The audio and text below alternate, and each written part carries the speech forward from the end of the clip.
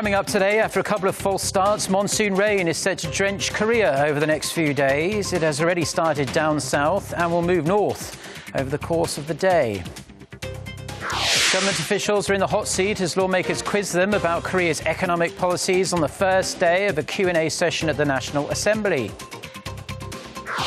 Plus, just days after being forced out of Fallujah, the so-called Islamic State group has once again brought carnage and bloodshed to the heart of Baghdad, leaving at least 130 people dead. Stay tuned for these stories and more.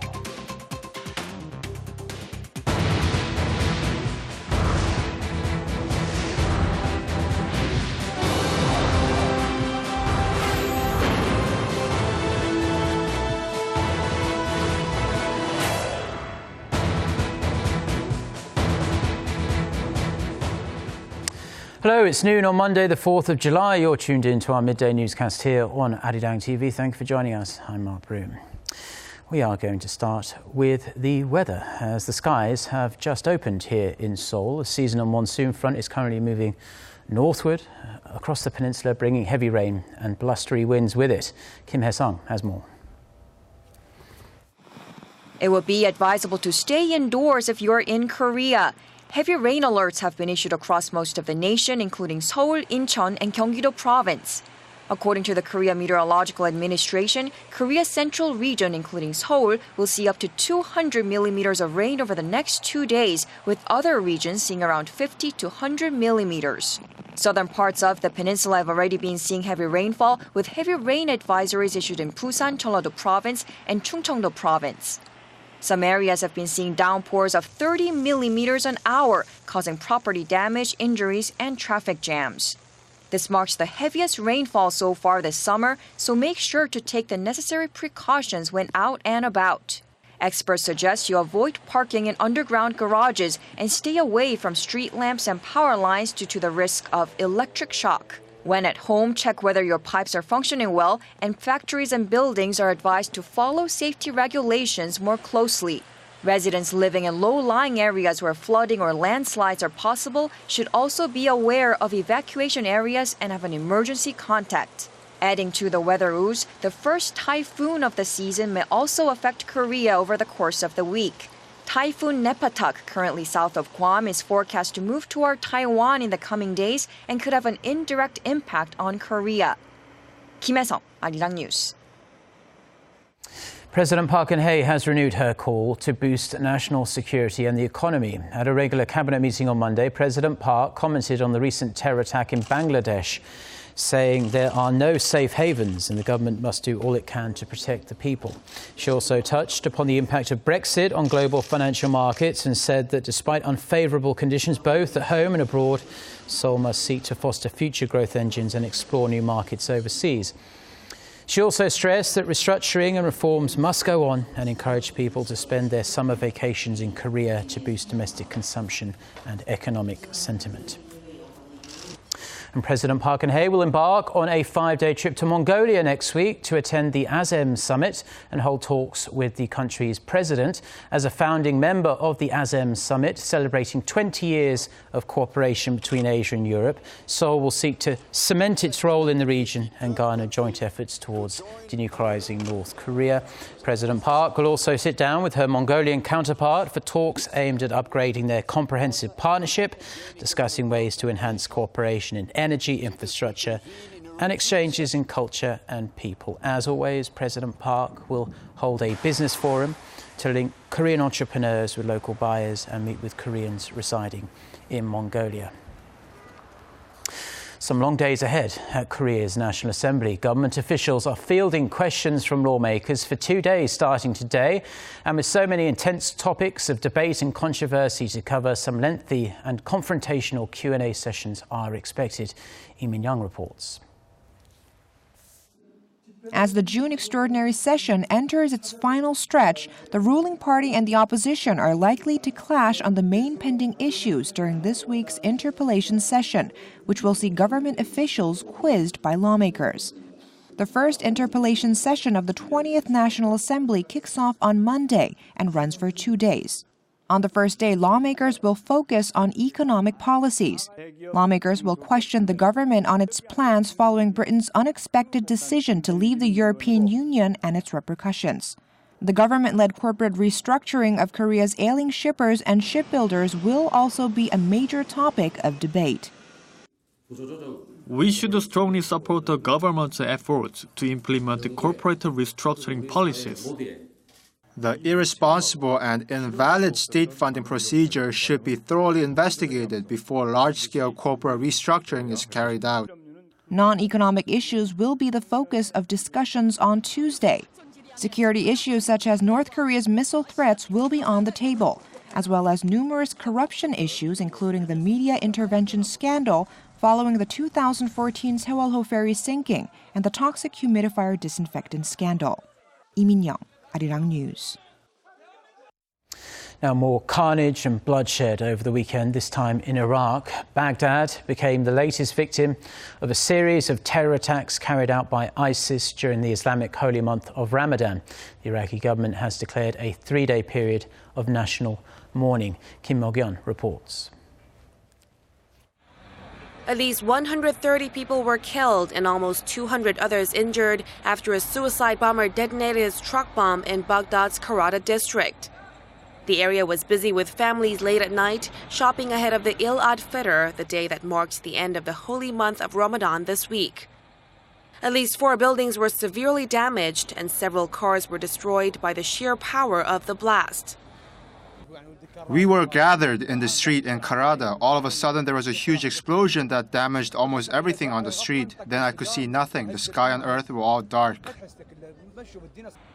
In an online statement, the so-called Islamic State group claimed responsibility, saying they deliberately targeted Shiite Muslims.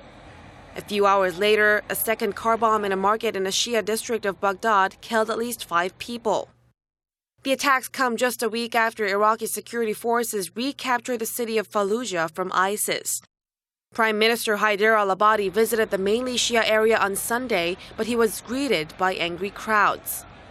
He later announced 3 days of national mourning, adding that security measures will be heightened. In the streets of Karada, Iraqis gathered to hold candlelight vigils for the victims. Is this our Eid? Is this the Eid we should celebrate? People came to buy clothes to celebrate Eid. Now they are buying coffins. May God punish those who are responsible. UN Secretary General Ban Ki-moon condemned the attacks, describing them as an avenge by the terrorists who have suffered defeats at the battlefront.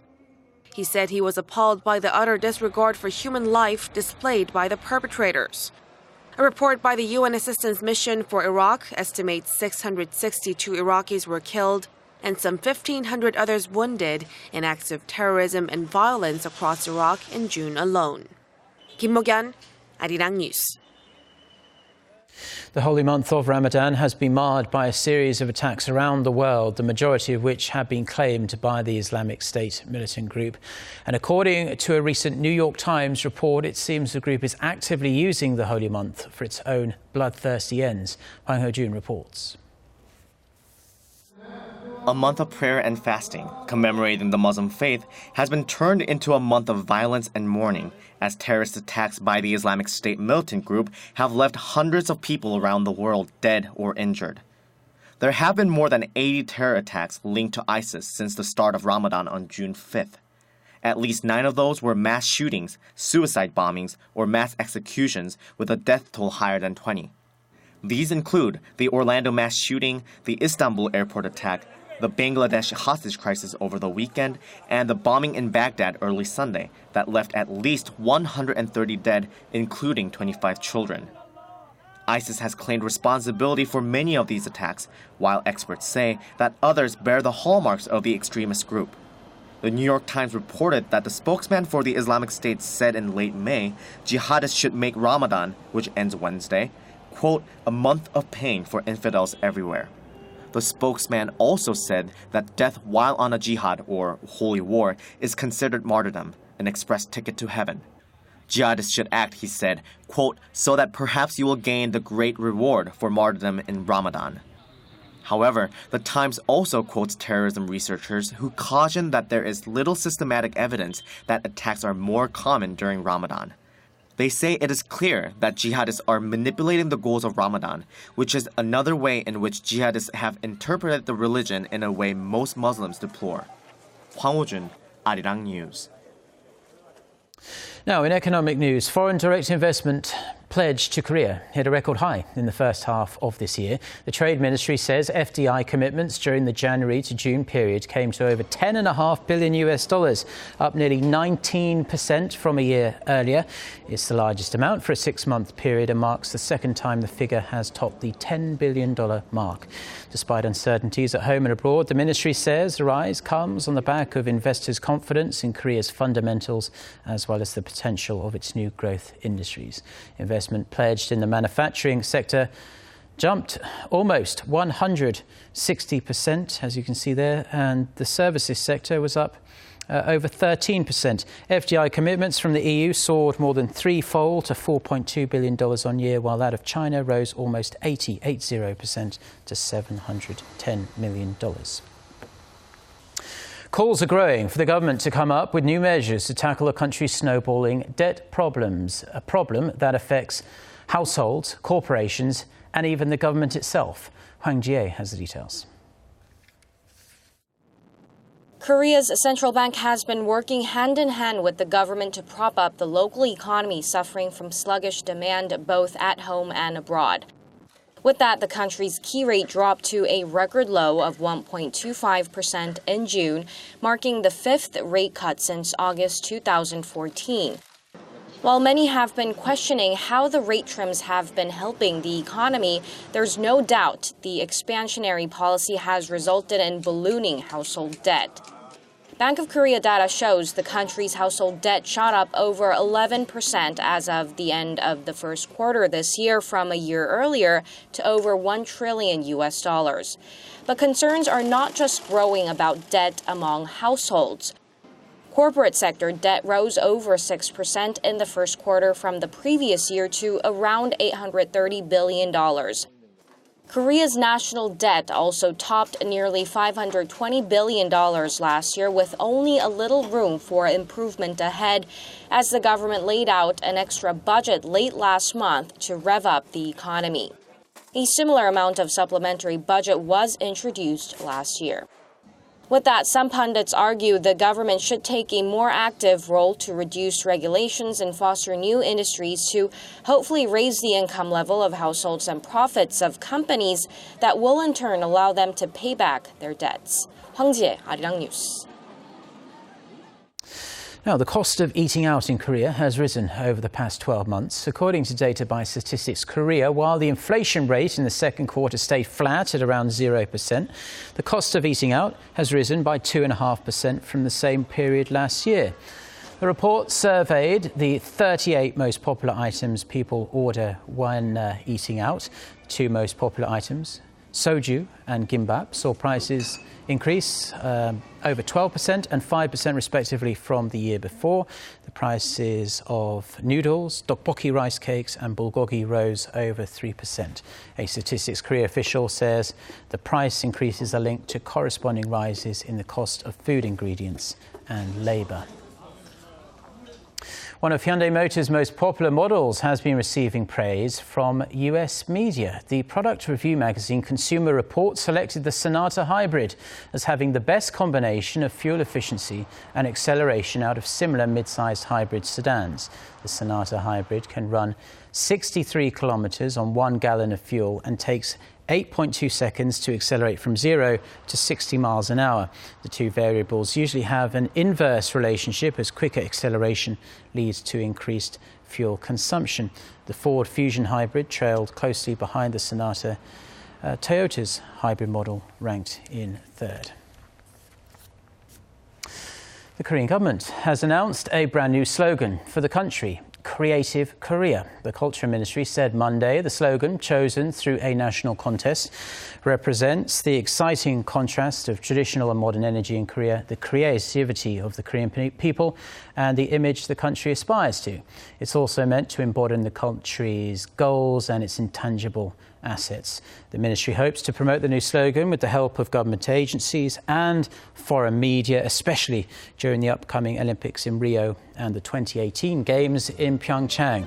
With the announcement, the country is retiring the old slogan, Dynamic Korea, used since the 2002 World Cup in Korea.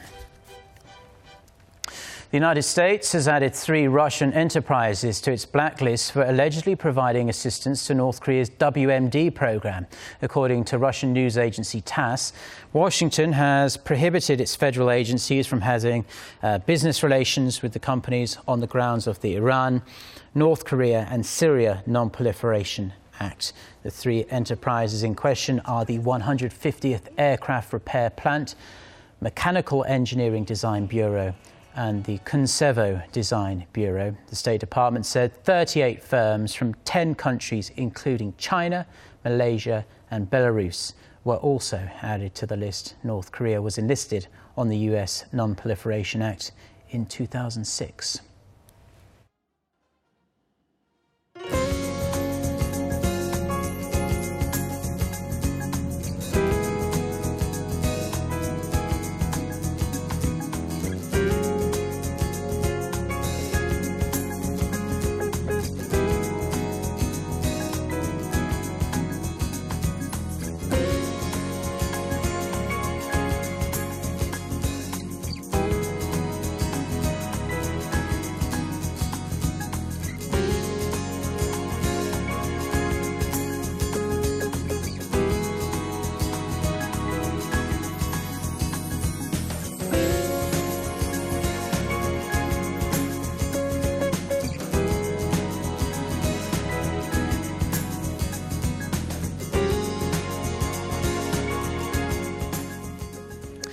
Well, those are stories we've been following on this rainy Monday afternoon here in Seoul. For more of the latest, don't forget to check out the website arirang.com/news and our smartphone application. Just search for Arirang TV in your app store.